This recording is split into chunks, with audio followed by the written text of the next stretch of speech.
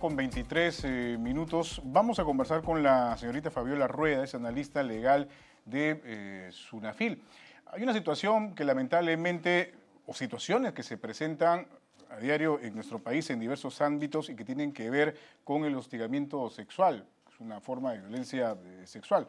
El propio Congreso de la República ha sido escenario con esta denuncia por presunta violación sexual que involucra a un congresista. Estamos hablando del señor Freddy Díaz. De hecho, se ha dado a conocer que la señorita que ha formulado esta denuncia ha sido cesada de su cargo. Y por esa razón vamos a conversar con la señorita Fabiola Rueda para que nos pueda dar algunos detalles o alcances respecto a situaciones que puedan involucrar a eventuales víctimas en una situación de hostigamiento sexual o violencia sexual y cómo se manejan estas cosas en un ámbito laboral. ¿Qué tal? Muy buenas tardes.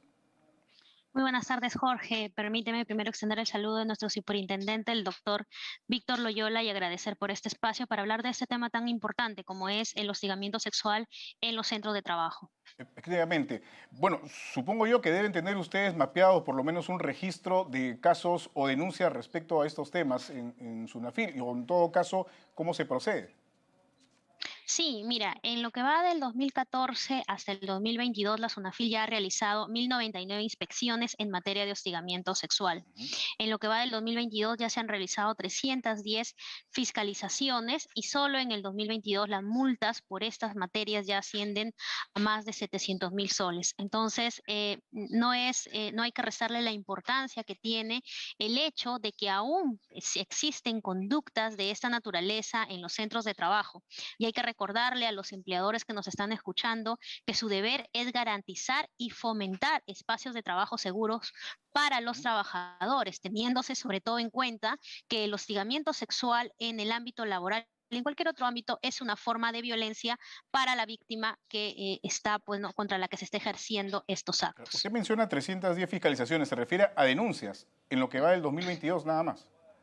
No, 310 fiscalizaciones son las acciones que ha tomado la SUNAFIL respecto de ellas, sean denuncias u operativos por actos de hostigamiento sexual. Ok. La intervención de SUNAFIL puede venir desde dos frentes: por denuncia, porque el trabajador de repente o la propia víctima denunció o algún tercero, algún testigo presentó la denuncia, o porque la propia inspección de oficio ha iniciado las actuaciones inspectivas correspondientes. Muy bien. Ahora, ¿cuáles son los elementos que se configuran para hablar de hostigamiento sexual en el ámbito laboral? El hostigamiento sexual, para empezar, hay que dejarlo claro, es una forma de violencia y ese se configura a través de la realización de dos tipos de conductas en particular: las conductas de naturaleza sexual y las conductas de naturaleza sexista. Las conductas de naturaleza sexual son tal vez las más fáciles que tenemos de identificar, no son aquellos acercamientos corporales, miradas obscenas, roces corporales indebidos o exposición incluso a material pornográfico, comentarios de índole sexual sobre la vestimenta, tal vez de compañero o compañera de trabajo. Esos actos configuran hostigamiento sexual, pero también hay otros que tal vez son un poquito más difíciles de reconocer, pero que también configuran hostigamiento sexual. Ojo para todos los que nos están escuchando. ¿Cuáles son estos comportamientos? Estas conductas de naturaleza sexista, estas que refuerzan estereotipos, ¿no? Comentarios como, por ejemplo, yo no sé por qué te han contratado si este solo es un trabajo para hombres o este solo es un trabajo para mujeres, o de repente, ¿no? Comentarios sobre todo a mujeres, en el sentido de debes mostrar un poco más de tu cuerpo para poder vender, ¿no? Estos comentarios que refuerzan estereotipos, que le dan un rol característico a un género respecto del otro, pero no por el desempeño que pueden realizar en su trabajo, sino netamente por estos estereotipos machistas que aún existen en nuestro país, también configuran actos de hostigamiento sexual, y los trabajadores que son víctimas de este tipo de situaciones también pueden denunciarlos como actos de hostigamiento. ¿Y a través de qué canales se puede denunciar esto? Esto primero, de repente, debería pasar por el conocimiento del jefe o el encargado, el responsable del área donde se produce un caso de hostigamiento sexual en el trabajo. ¿O cómo funciona este proceso? Hay que que tener en cuenta o deben tener en cuenta todos los trabajadores que nos están escuchando que el primer aliado que deben encontrar para combatir los actos de hostigamiento sexual son sus centros de trabajo, es su empleador. ¿Por qué? Porque la Oficina de Recursos Humanos está en la obligación de recepcionar toda denuncia o queja que el hostigamiento sexual se realice dentro de los centros de trabajo. Una vez que recibe la denuncia, no solamente va a iniciar el procedimiento, sino que además tiene que brindar, por ejemplo, medidas de protección a favor de la víctima. Entre ellas pueden estar el rotar o cambiar de lugar de trabajo a al presunto hostigador para que no siga en contacto con la presunta víctima o incluso llegar hasta la suspensión del presunto hostigador. Y además debe poner a disposición de la víctima canales de atención médica, porque ya lo dije, el hostigamiento sexual es una forma de violencia y como tal pues puede afectar en lo físico, en lo emocional, en lo psicológico a la víctima y el empleador está en la responsabilidad de brindar estos Ahora, canales. y si por ejemplo, sí, continúe por favor, continúe, porque es Sí, interesante lo que ahora, comenta. si por ejemplo yo presento mi denuncia ante mi oficina de recursos humanos y veo que la oficina de recursos humanos no inició la investigación, no me brindó los canales de protección, no me derivó a los canales de atención médica, entonces yo puedo presentar mi denuncia ante la SUNAFIL para que se realice la inspección correspondiente, porque el empleador está incumpliendo con su obligación. Pero también podría darse el caso de que yo, por algún temor, no quiero presentar mi denuncia ante recursos humanos y directamente la presento ante SUNAFIL, ¿no? No es que SUNAFIL va a rechazarme la denuncia y me va a decir, como primero no la has presentado a tu empleador, yo no Claro. recibo tu denuncia. No, igual se recepciona la denuncia y se le alerta al empleador, oye, hay un caso de presunto hostigamiento sexual en tu centro de trabajo, inicia la investigación. Entonces, bajo cualquiera de las dos formas pueden ir e incluso también la víctima puede recurrir directamente a la vía judicial también. Iba mi pregunta en el sentido de la investigación, de lo que se hace cuando finalmente se sienta una denuncia en el ámbito laboral por hostigamiento sexual. ¿Se necesita exigirle a la víctima pruebas, algo que acredite su palabra, sus dichos? ¿Cómo funciona este procedimiento? Porque eso también muchas veces genera temor o desánimo entre las víctimas de hostigamiento sexual, porque lamentablemente muchas veces no se les cree. Ujú. Sí, tienes mucha razón. Y mira, hay que tener en cuenta que los empleadores ahora están en la obligación de tener un órgano encargado de la investigación y tienen que saber que este órgano, que puede ser un comité o un delegado de intervención frente al hostigamiento sexual, está o representa también al trabajador. Porque ¿qué sucede? ¿No? Tú dices, yo voy a denunciar el acto frente a la Oficina de Recursos Humanos, que finalmente, aunque son trabajadores, están muy ligados al empleador, ¿no? Entonces yo tengo el temor, no van a investigar, no van a investigar, se van a poner en mi lugar, pues sepa que quien realiza la investigación en los centros de trabajo es un comité paritario que está integrado por representantes del trabajador y representantes del empleador.